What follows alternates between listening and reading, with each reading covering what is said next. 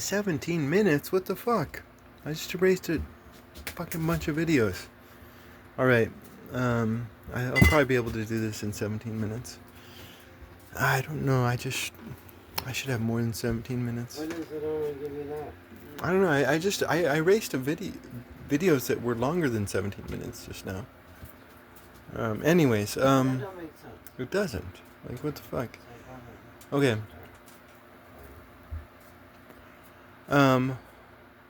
So like on that last video, I was talking about history, and it's like, oh my god, I want to blab away some more about history. Blah blah blah blah blah blah blah blah. Okay, so let's. There's this one author out there. I forgot his name. But he's one of these crack historians that the scholars don't like. He talks about all of this ancient history. Joe Rogan had him on his show one time, or a couple times. But that guy's an asshole. And I'm speaking as a historian here. I'm not a professional historian. But that guy's an asshole because I was reading one of his books one time before he got into the mainstream, and he was talking about Christians, and he said that Christians have always believed in a literal interpretation of the Bible, and that's just not historically accurate. In around the 300s, 400s, you had Christianity versus paganism, and there was this one pagan philosopher. He ended up reading the Torah, the Old Testament and the New. And this pagan philosopher ended up criticizing the Bible in the same way modern atheists would criticize the Bible. Like, he was just fucking on it. And along comes this man called Augustine, which later became a saint, Saint Augustine. He was a Berber from Africa. And Augustine, this Berber from Africa, began to argue that the Bible is not to be interpreted literally.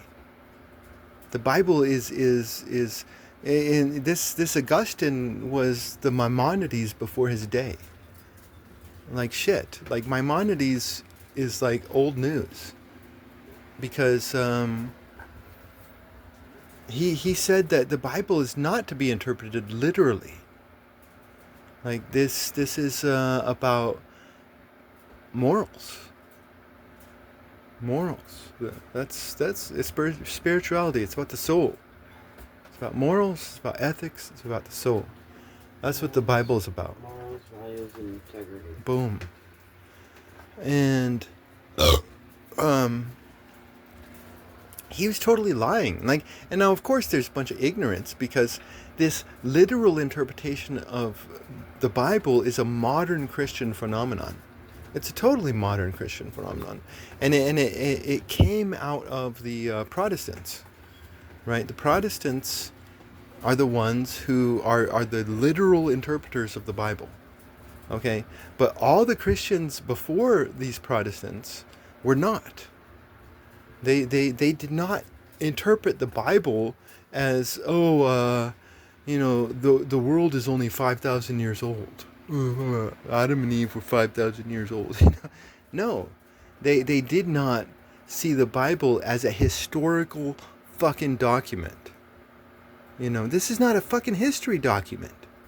This is a morals and behavior document. Now, how do we treat one another? How do we treat ourselves? And so this guy was like, I saw back then that this guy was totally a bad scholar. Like, he's totally a fucking bad. Now, who am I to call anybody a bad scholar? Because I'm, if you've listened to any of my stuff, I'm a total half-ass myself. So, I'm not hating on the guy. Because I'm a half-ass. But he's total half-ass. This is not scholarly shit that he's putting out. These are lies. Or, just inaccurate. But, this guy talks about also the Anunnaki and all that shit.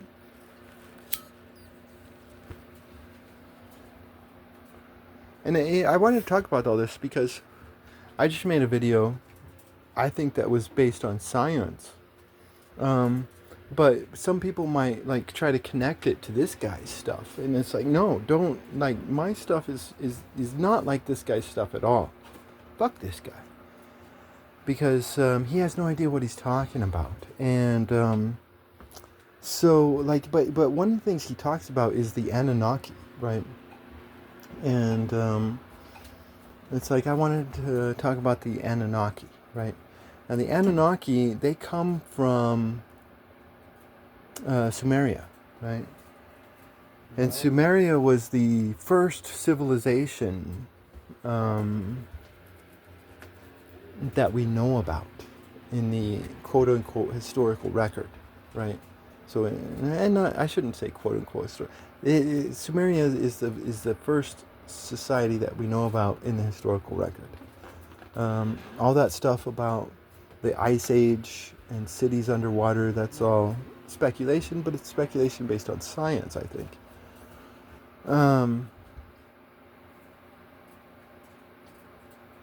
The Sumerians were the first, right?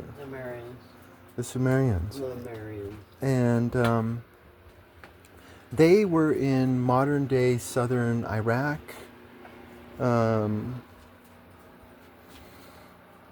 That's where Sumeria is where Abraham comes from, right? Abraham is from Ur, right? He's a Sumerian. He's not a Semitic, right? You have all these Jews out there that are proud of being Semites, and it's like, hey, your ancestor was a Sumerian. But anyways, and it's cool to be proud to be Semite. It's cool to be proud to be you.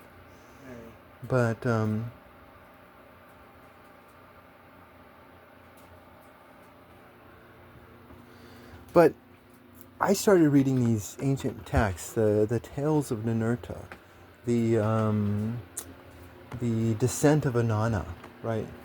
And that's where actually the Anunnaki come from. They come from these texts. And if you actually read these texts, I think they're fascinating. Because, like, take the world that we're living in.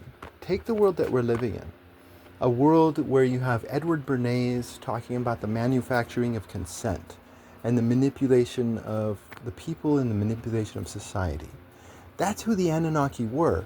But if you read these texts, there's no malice within them. There's no hatred towards the little folk. Right? So these were like, the Anunnaki were like good shepherds. They were good shepherds that realized that there's some people out there that are going to be idiots no matter how much you try. And so what do you do with these people? Well, you try to shepherd them in the best way that you can. Now, of course, Sumeria fell, and so it got corrupted. But if you look at like look at the Descent of Inanna, right? In the Descent of Inanna, you have Ereshkigal, which is a narcissist.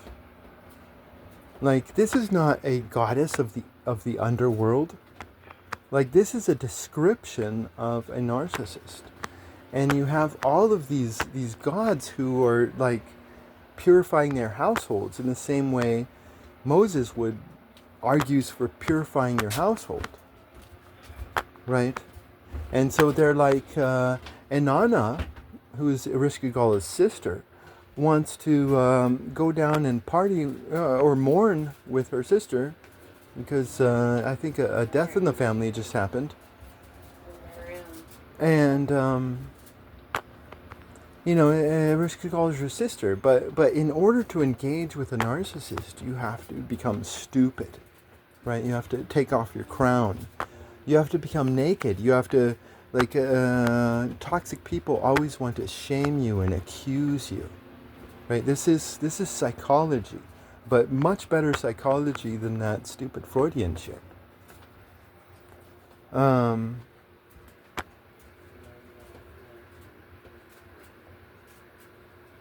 and like, what does the God of wisdom, how does the God of wisdom save Inanna from the underworld?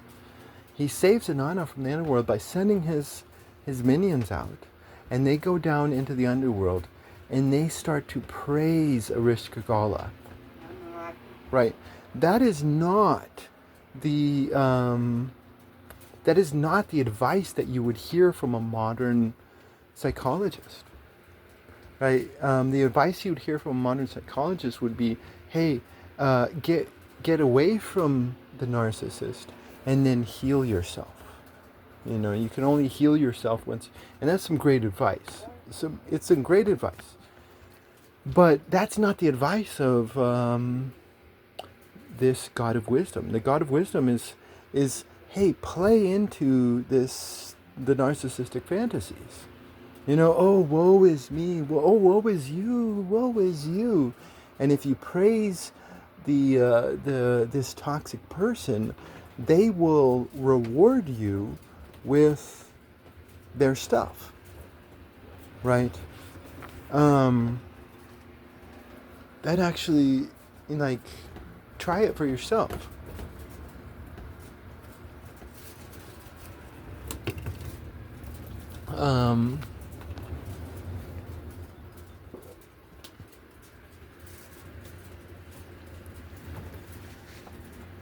No, try it for yourself. But that's who these Anunnaki were. They were like Sumerian Edward Bernays that were not trying to extract wealth from the people, because if you look at these gods and goddesses, they were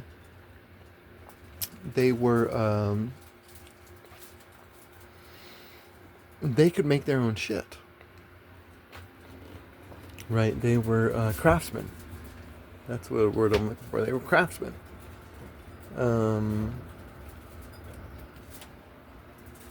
They weren't parasites off of the underclass. Now they benefited definitely through their manipulation, but they themselves didn't need the host. They weren't parasites. It's just this. How do you deal with toxic people? And then you go to the Tales of Ninurta, and Ninurta is this idiot man. Like this is supposedly a religious text, right? It's supposedly a religious text, and yet the author portrays the god Ninurta like an idiot child. He totally portrays the god Ninurta like an idiot child. And he's Anunnaki. Like, the author of this is fucking Anunnaki. Because, I mean, how do you deal with a man who's a total fucking moron?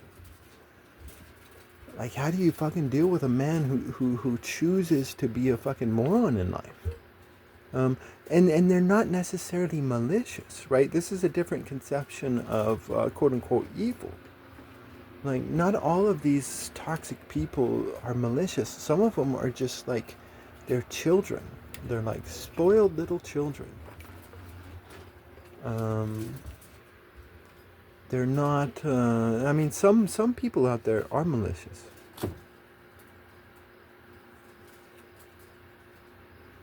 But not all of the so-called toxic people are. So some of the, I think some narcissists are children who were just neglected.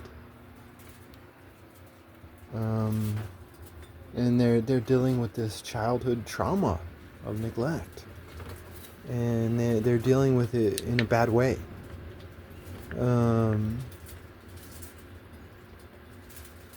but like if you go to the actual text, there's no mystical weird shit with these Anunnaki. These Anunnaki were like the Edward Bernays of their day. But they weren't as malicious towards the people as Edward Bernays and the current leaders are. Like, there's a lot of malice towards the little folk. A lot of malice, lot of genocide happening out there nowadays. A lot of poisoning and murder. With a peaceful face, right? And they come up and they say, "Hey, we love you and we're peaceful," but they're not peaceful, right? The Anunnaki of our day are not like the Anunnaki of the descent of Inanna in the Tales of Ninurta. But there's nothing mystical about them. This is all just manipulation. Science. It's all just science.